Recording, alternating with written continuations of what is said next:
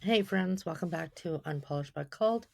I'm Kathrin Shaffer, and today I'm showing up in that very particular emotional range somewhere between I deeply love Jesus and please don't test my sanctification before I've eaten.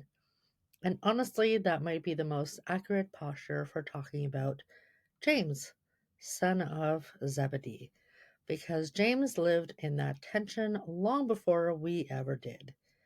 He loved Jesus fiercely, but he also had the kind of intense personality that made heaven go, all right, buckle up. There's a reason Jesus looked at him and his brother John and gave them a nickname that sounded like a first century wrestling duo, Sons of Thunder. It makes us feel a little better about our own moments. There's something grounding about James. He's not tidy, he's not quiet. He doesn't slip into the narrative softly. He arrives with energy. That alone makes us feel at home with him, because most of us didn't wander into faith with a gentle soundtrack playing behind us. We came in messy, emotional, overwhelmed, hopeful, broken, dramatic, sometimes all in the same afternoon. James gives us permission to admit that discipleship isn't a graceful entrance. It's more like tripping into a room and pretending you meant to do it. What draws us to James isn't just his thunder, though it's the way Jesus responds to it. Jesus doesn't try to sand him down or make him quieter. He doesn't say, James, sweetie, you're a little much. Instead, he welcomes all of that personality with this beautiful confidence that the fire inside James wasn't a problem. It just needed direction. And for those of us who have big feelings or fast reactions, that feels like a deep breath of relief. If James can follow Jesus with his whole storm of intensity and still be chosen, included, loved, and trusted, then maybe we aren't too much either. What we see early in James's story is someone who acts first and understands later. And there's a moment in Luke where a Samaritan village doesn't receive Jesus. And James and John ask if they should call down fire from heaven. Fire, literally, from heaven, over hospitality issue. And honestly, we laugh, but we get it. We might not call it judgment fire, but we've had those moments where our temper, our hurt, or our defensiveness speaks before our prayer life does. We feel something deeply, and before wisdom has even put on its shoes, we're already reacting. But Jesus doesn't dismiss James. He doesn't shame him. He simply redirects him. Not that way. That's not who we are. And then they keep walking. That moment says more about Jesus than James. Because Jesus knew the difference between an untrained fire and an unredeemable one. He wasn't trying to extinguish James. He was trying to shape him. James stayed. That's the part we can't overlook. He didn't get embarrassed and walk away. He didn't let correction make him withdraw. He stayed close even when he got it wrong. And that closeness gradually reshaped him. And that's something we're learning too. That transformation rarely happens in the loud victories, but instead in the quiet nearness.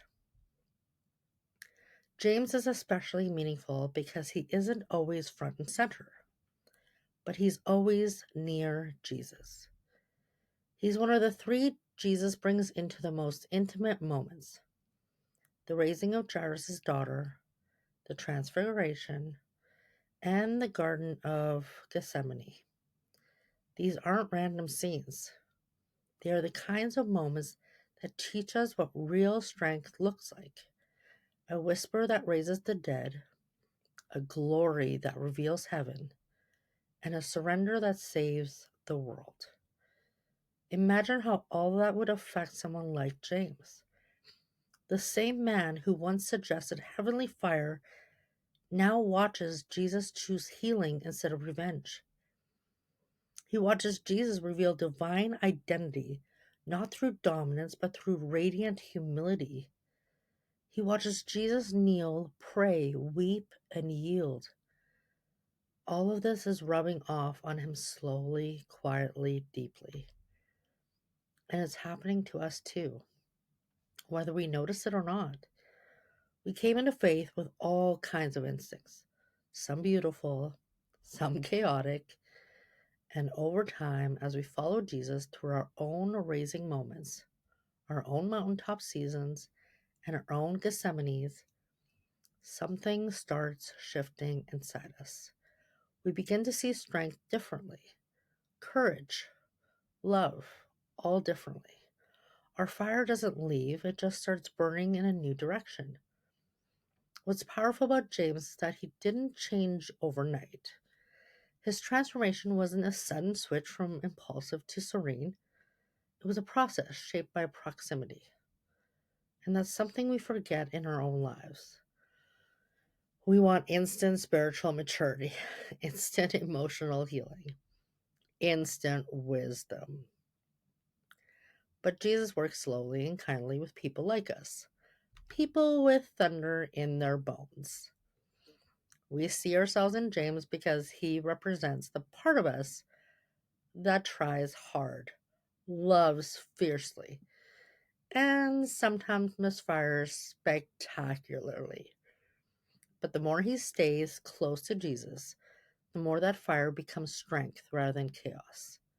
The same passion that once wanted to defend Jesus through the destruction becomes the courage to follow Jesus through suffering. The same loyalty that once lashed out becomes the loyalty that refuses to back down under pressure. And there's something incredibly human about how James is portrayed. He doesn't have long speeches recorded in scripture. He doesn't seem to be a polished communicator or a strategic thinker. He just keeps showing up. And honestly, that's the kind of disciple most of us are. We don't always know the right words. We don't always know the right timing, but we stay close.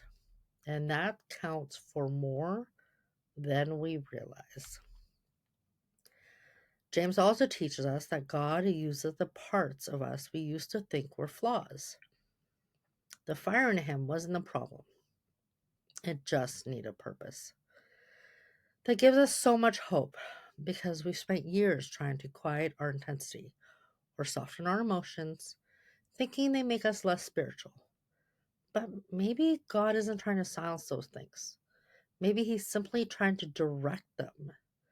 Maybe the passion that once caused trouble is the same passion that will help us stand firm.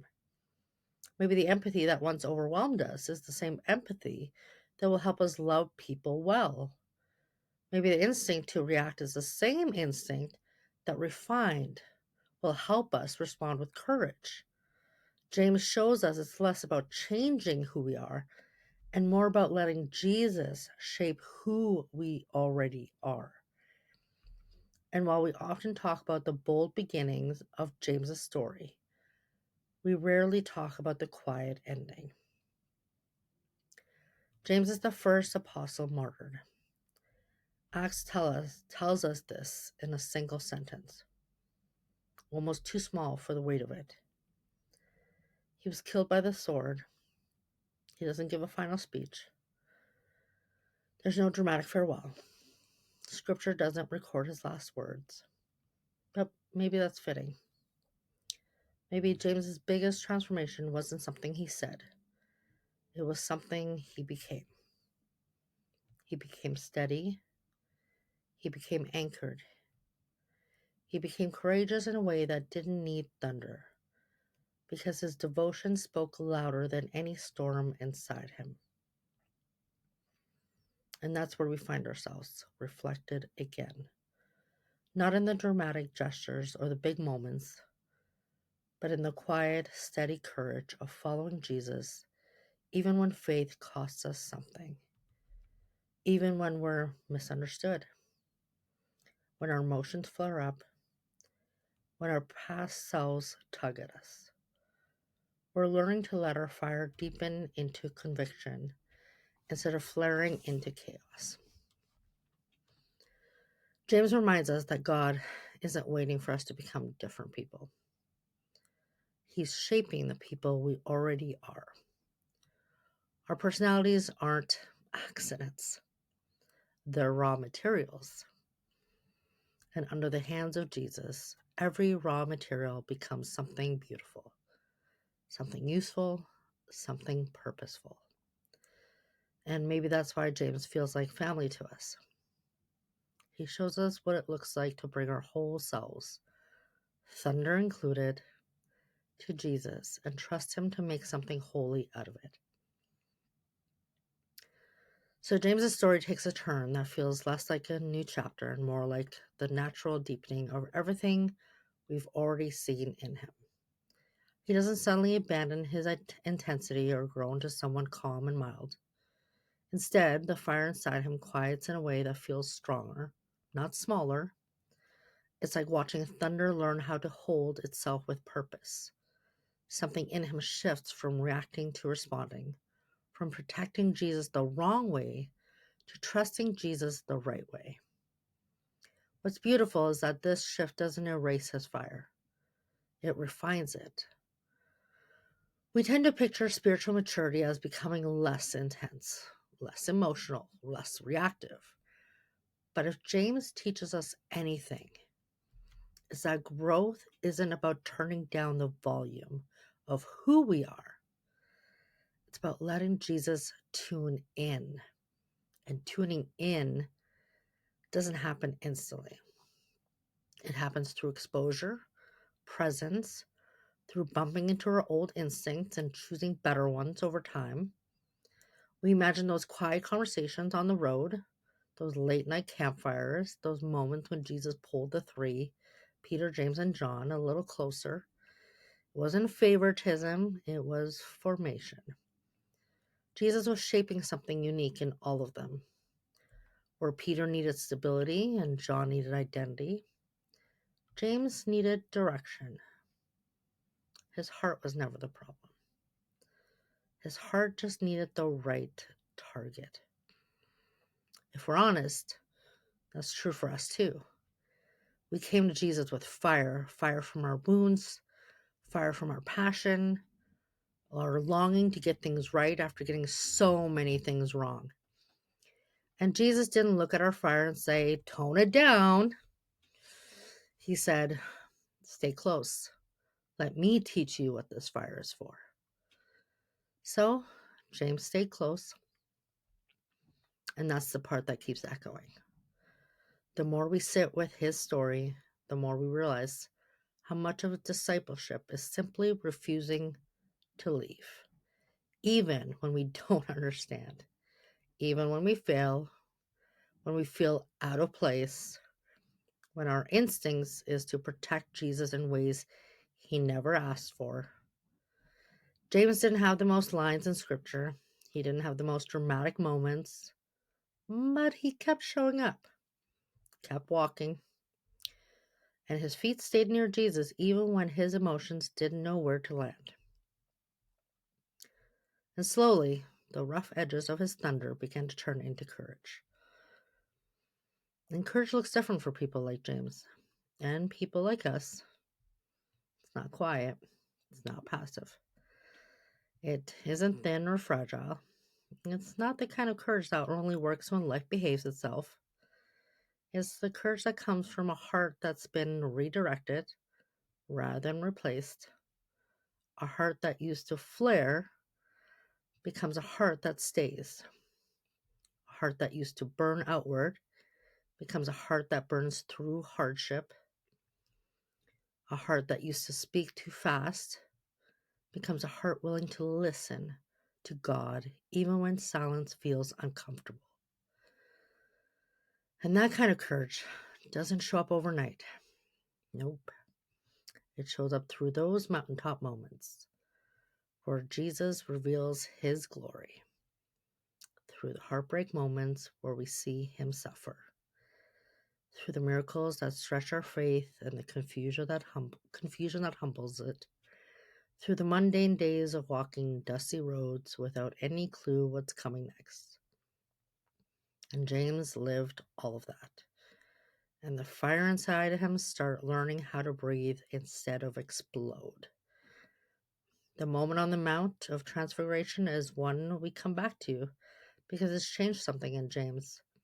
Even though scripture doesn't spell out the emotional details, standing there watching Jesus shine with a light not of this world, hearing the voice of the Father, seeing Moses and Elijah, it was a moment that thunder couldn't fix or enhance. It was a moment that called James's fire into awe instead of action. Sometimes God doesn't calm us by quieting our emotions. He calms us by overwhelming us with himself. Thunder learns reverence in moments like that.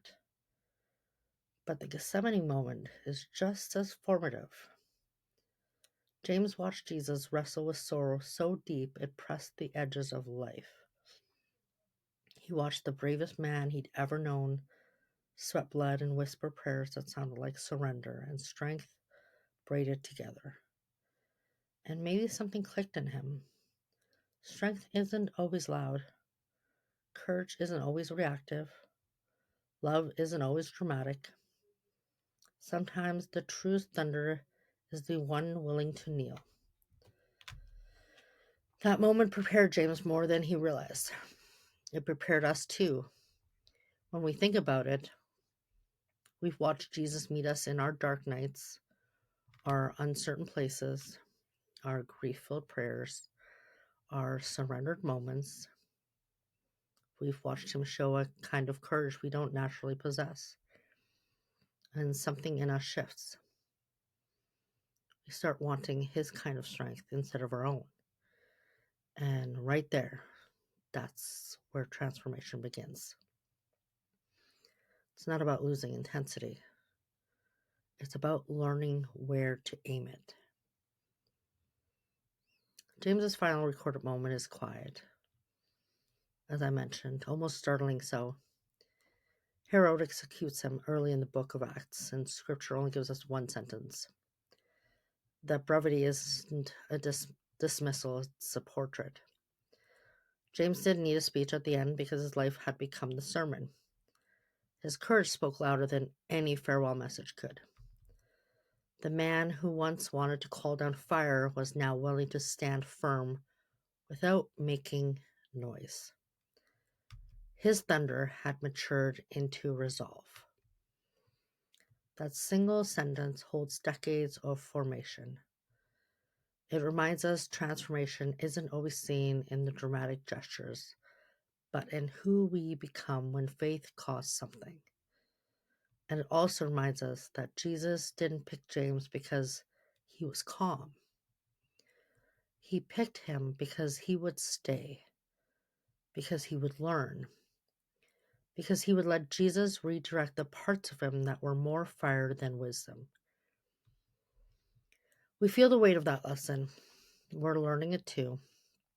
The fire inside us is part of how God made us. Our emotions, our intensity, our quick reactions, they're not mistakes. They're raw materials. And in the hands of Jesus, raw materials become something beautiful. Our sensitivity becomes empathy. Our passion becomes endurance. Our boldness becomes leadership. Our thunder becomes courage. And we often worry we're too much for God. Too emotional, too reactive, too dramatic, too messy. James's story tells us the truth. God isn't intimidated by too much. He can do something with too much. It's not enough that we need to worry about. And even then, he multiplies that too. James entered discipleship with his whole storm intact, and Jesus shaped the storm into strength. And that gives us permission to bring our storms too. We don't have to show up calm. We just have to show up close. Following Jesus isn't about being flawless, it's about being formed. And formation happens by staying near Him in the moments we get it right and in the moments we absolutely don't. Staying near Him when we feel like thunder and when we feel like nothing at all. Staying near Him when our instincts mislead us and when our hearts break open. Staying until the fire finds its purpose and the noise finds its rhythm. That's James, and that's us. We are disciples with fire inside us. We are learners with strong emotions. We are followers who sometimes react too fast and pray too slow. But we are also people staying close to Jesus, and closeness changes everything. Our thunder isn't something God resents, it's something He redirects. James reminds us that we aren't meant to become smaller, quieter versions of ourselves. We are meant to become truer versions of ourselves, shaped, steadied, and strengthened by the one who knows exactly what to do with a heart full of thunder. And maybe that's the real miracle in James's story.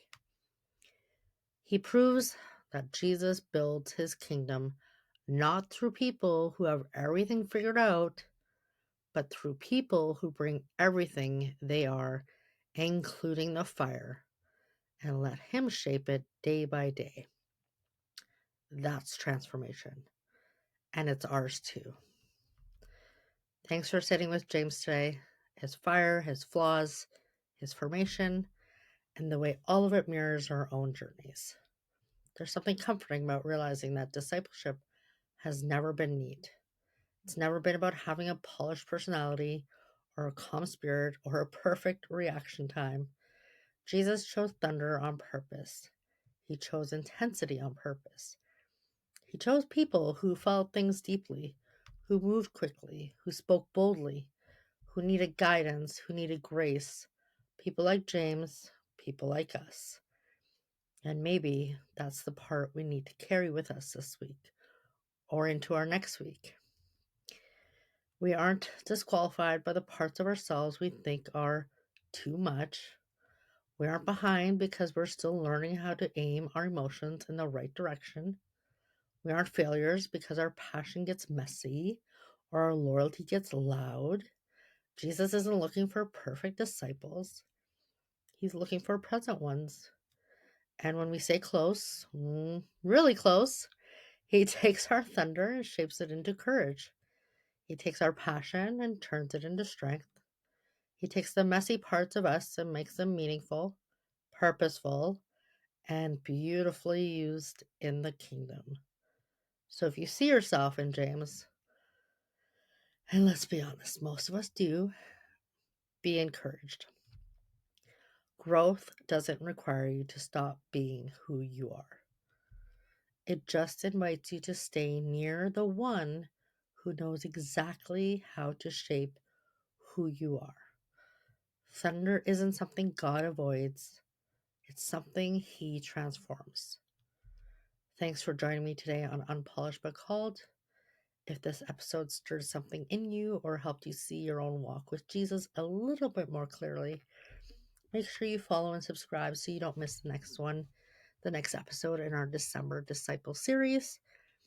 If you're looking for any study guides or resources, I have books on my website, the rest of the podcast series, or anything else related to this crazy, messy, beautiful, loud life. You can find it on my website, kathrinshaffer.com. But until next time, stay close to Jesus. He's definitely not intimidated by your fire. He knows exactly what to do with it. Have a great weekend.